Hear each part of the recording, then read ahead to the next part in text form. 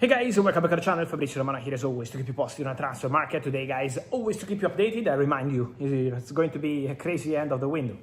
So get ready. In the next 2 weeks is going to be completely crazy busy. So stay tuned here because many things are happening. The market is moving and so we have to be here ready to keep you updated. Let's start with the latest news. Get ready for the surprises guys over these 2 weeks because really anything can happen. At Paris Saint-Germain today, the official statement, Ferran Torres is a new PSG player. Medical today for Mika Götze, who is in Paris. Still not in Paris, Zion Suzuki, despite a verbal agreement between Paris Saint-Germain and Parma. At the moment, there are still some points to clarify, appeared after the clubs started exchanging all the documents, and so at the moment, still waiting on that one. It's one we have to follow because there is a verbal agreement in place, but still waiting. Then, telling you more on new stories, on new updates. Let me start, apart from Ferran Torres, again, official to Paris Saint-Germain, 50 million euros transfer fee from Barcelona, and Mika Götze is going to be the next one. Another story I wanted to mention linked to Paris Saint-Germain is regarding Bradley Barcola.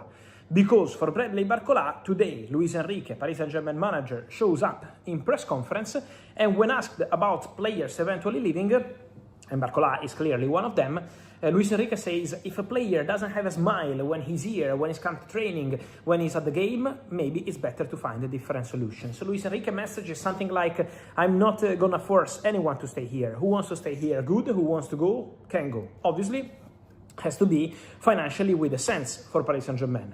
On this one, guys, I keep telling you, Liverpool are working hard to sign Bradley Barcola. And it's been a story I've been following for months here on the channel. May, June, July, we are now in August. And I can tell you guys that my confidence, my feeling, speaking to my sources on Bradley Barcola to Liverpool is growing. The confidence is absolutely growing. So the chances to see Bradley Barcola joining Liverpool from Paris Saint-Germain are growing. Then a financial agreement is still needed, so let's wait the next steps of the negotiation, but direct talks are ongoing, the agreement with the player is okay, and Bradley Barcola remains the absolute top priority for Liverpool from Paris Saint-Germain. So the conversations will continue these days. I don't expect a breakthrough today, and also at the moment tomorrow doesn't look likely, but from next week they will be in contact again, and the Barcola story will be very interesting because Liverpool are on it.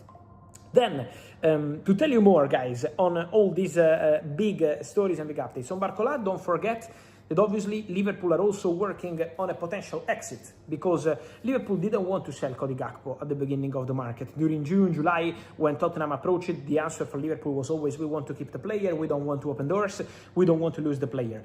But now, Liverpool, if they sign Bradley Barcola, could open doors to the exit of Cody Gakpo, destination Tottenham.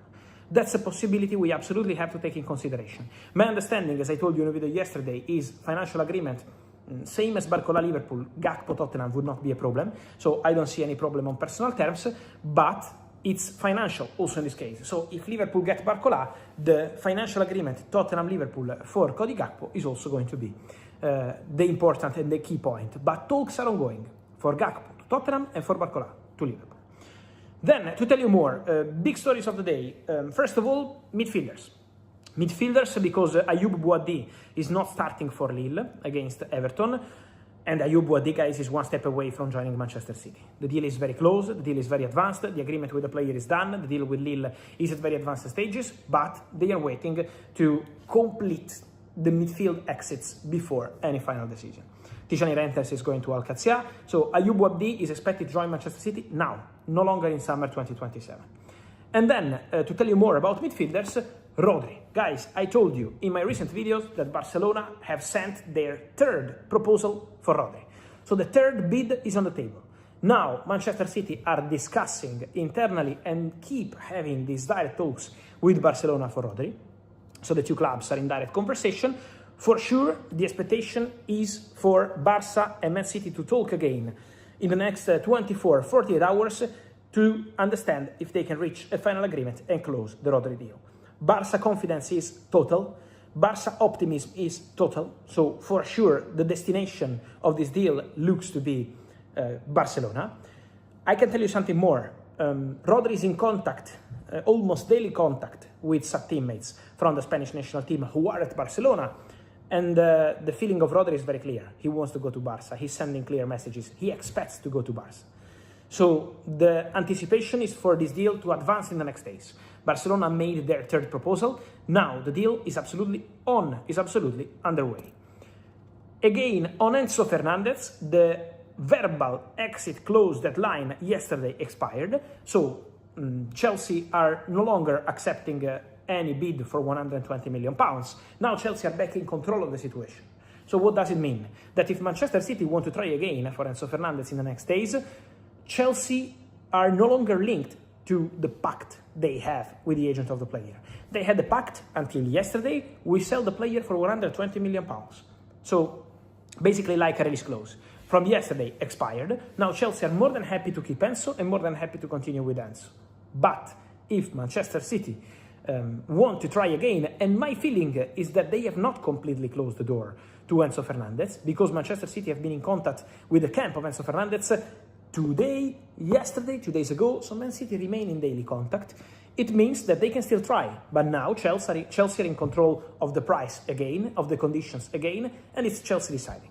So let's see what's going to happen there. For sure, it's going to be an interesting situation. Again, Enzo Fernandez. For sure, Chelsea, after Friday, after yesterday, are more than happy to keep Enzo and to continue with him, unless the right proposal changes, because £120 million with the conditions made since May are no longer available as an option for Enzo. So let's see what's happening there. And then, guys, important to mention something on Newcastle, because Newcastle today closed a deal for Amar Dedic. The fullback from Benfica is joining Newcastle. The deal is done. The deal is closed. So Dedic will join for 35 million euros from Benfica.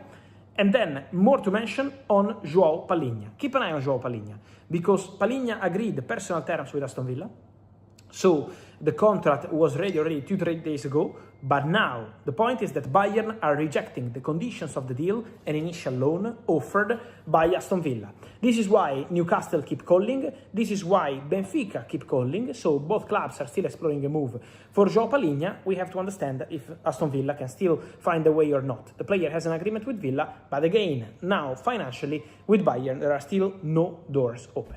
So we have to follow all these situations, guys. We will do that here on the channel as always. So I remind you to like this video, to turn on the notification bell, to subscribe to the channel, and to give me your opinion on absolutely everything. RODRI, Enzo, Man City or Chelsea, but also Ferran Torres, Boadi, Cody Gakpo, all the rest on Palhinha, on Dedic. It's a very